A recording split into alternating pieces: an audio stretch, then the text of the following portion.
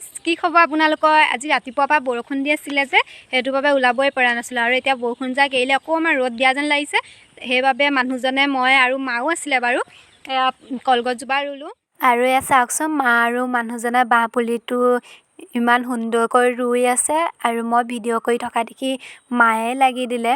আৰু সৌখন আমাৰ ঘৰৰ ওচৰতে নৈ এখন আছে আৰু নৈ দাঁতিতে বাঁহ পুলিটো ৰোৱা হ'ল বাৰু।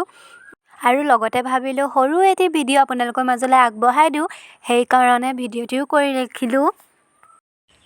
আৰু এই নৈ কিনাৰত এই বাঁহজোপা ৰুই দিছে, নৈ কিনাৰত ৰুলে ভাল বোলে, সেইটো বাবে ৰুই দিলে।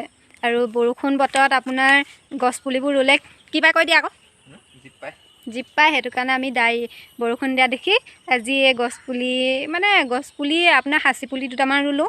তাৰপিছত এয়া কলগছে আৰু বাঁহ এজোপাই ৰুলোঁ। মাও আছিলে বাৰু।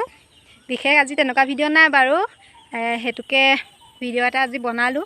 সকলোৱে যদি ভিডিঅ'টি চাই ভাল লাগে তেতিয়াহ'লে লাইক কমেণ্ট কৰি দিব। আৰু আজি ভিডিঅ'টো মই ইমানতে সামৰণি মাৰিছোঁ। ধন্যবাদ। Bye bye guys. Bye bye কৈ দিয়া।